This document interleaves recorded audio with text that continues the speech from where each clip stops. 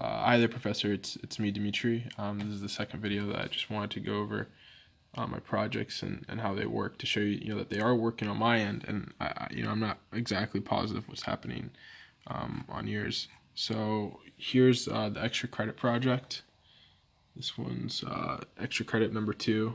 It'll be the first one on the Word document that I'm sending you my documentation for. So here are my annotations, your directions, and then first making my drop-down menu. So I'm printing out these words to ask the user a question, and then this response document is going through and asking whether you want to see Celsius to Fahrenheit or Fahrenheit to Celsius, and then the input. These are the inputs, and then my response is input. So ask this question. Please enter 1 dot Celsius to Fahrenheit or 2 Fahrenheit to Celsius. So enter in this answer or this answer. And then I'll do a while true statement and try, so that way I can put in this accept value error later, so to tell the user it needs to be a real number and retry.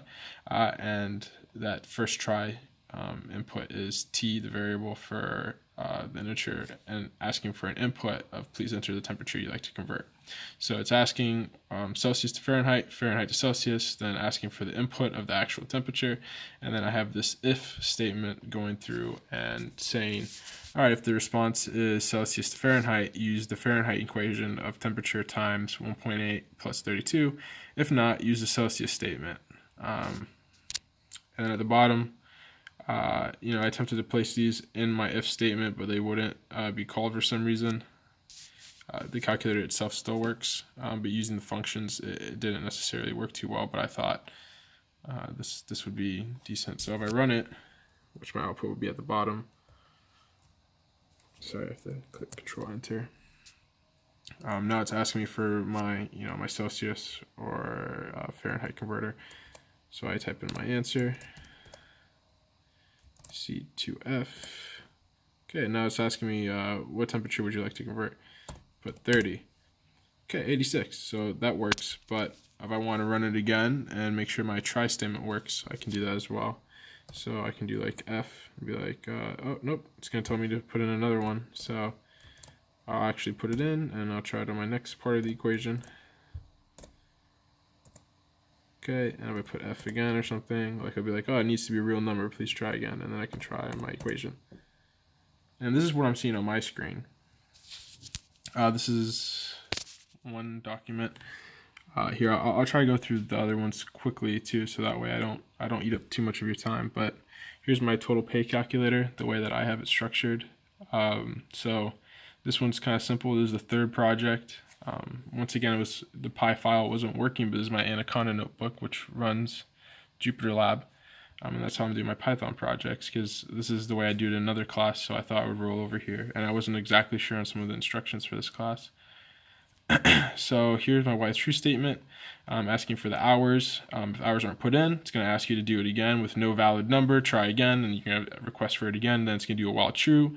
Try rate equals this input. Please enter how much you're paid per hour. And if that doesn't work, it's going to tell you do it again.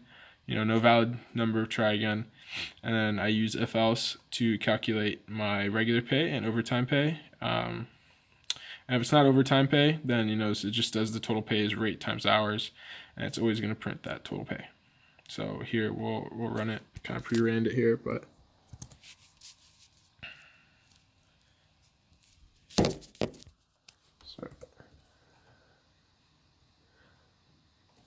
so I restarting the kernel.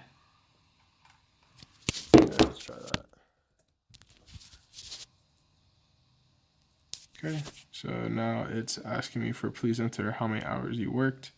I'll say I worked like 56 hours. How many? Oh, and let me test this. So I put like F or I put like R. It's gonna keep asking me for other stuff, but then if I say how much I'm paid per hour, I'll say like 20. If I scroll down, I'll see that my response is 12,000, or is that $1,280, which actually makes more sense. All right, and that is IDC third program. This is my fourth program. This is the one that is in culmination with the extra credit, that they work a lot very similar to each other. Right, so this is once again doing the whole drop down menu function.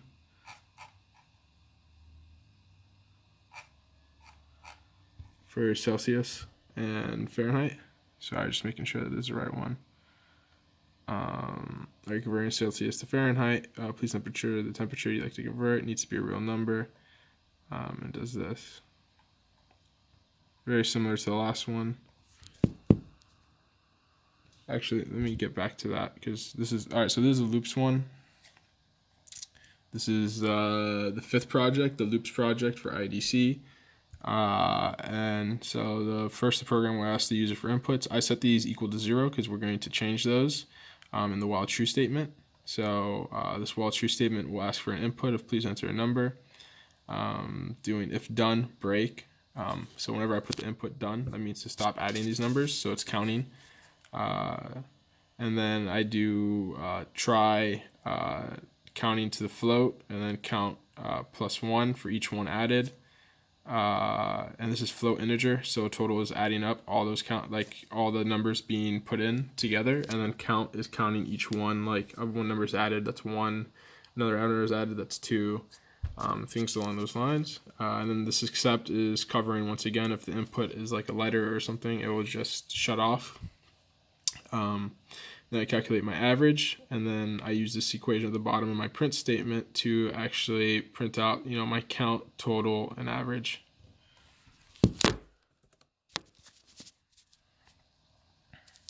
So first it's going to ask me for a number of, I guess we'll do like 1, 2, 3, 4, 5, I guess.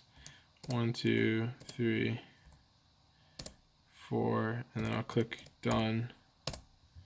See, now it says, you enter 4 numbers total, and your numbers are 4 numbers whose total is 10 and average is 2.5, and 4 numbers total. Now, if I wanted to double check, because I forgot to, with like a letter, do F, and it's like that's an invalid input, and then we can do 1, 2, 3, 4, something along those lines, and then click done again. And it will run. And then the last one I want to go over with you, just to show what's going on, is the final project, which I took a long time with. I found it pretty challenging, and I tried my best with it. So first I'm defining a list of variables that I'll call later. Once again, I'm starting at 0 because I'll be adding to these numbers with like the counting loop. So here I'll do my while true. I equals the input, enter a number. If I equals done, then break. Try num equals float I, right? Sum equals counting and adding up each float input. So, okay. Count, and num is going to be called later for largest and smallest. You'll see that be used. Count is counting each count, just adding 1 for each number that's added. Okay, and then accept invalid inputs. So anything like F are different numbers, letters will interrupt it. And then I do this. This will find the largest. If largest is none, largest equal num, smallest equal num. And what I'm trying to do with these statements here is trying to categorize what my smallest and what my largest num will be. And it's taking each num I'm seeing if it's smaller than the smallest or largest than the largest. Then I'm doing my average equals sum divided by count, and then difference equals largest minus smallest. And I'm doing print my maximum and minimum, so my largest and smallest, and then print largest numbers. And these percents are being accounted for here in like string, put the count, the sum, the average, and the difference. If I run this, you have to click Ctrl Enter to run it, so that's why I keep having to move down. If I enter a number, first let's try to break it with like an F, see invalid input, so it's going to ask me for another one, so I guess I'll do 1, 2,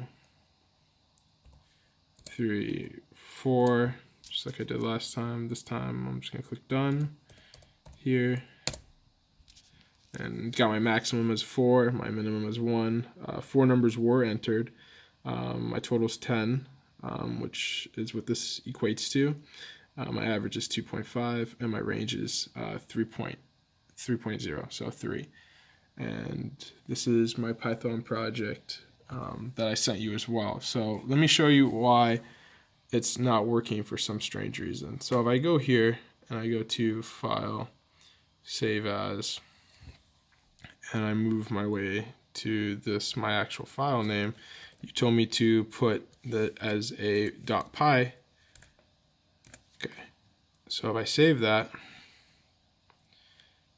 oh wait, cancel. Let me make that into .py1.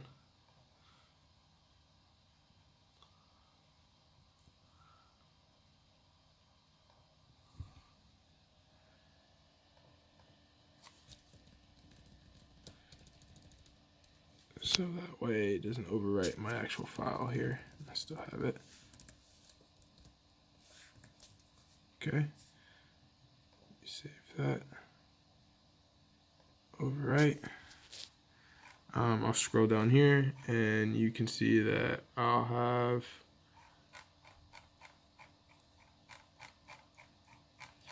I have a lot of save files. Okay, so I'll open my file and then it always opens as such, and I don't know why this keeps happening.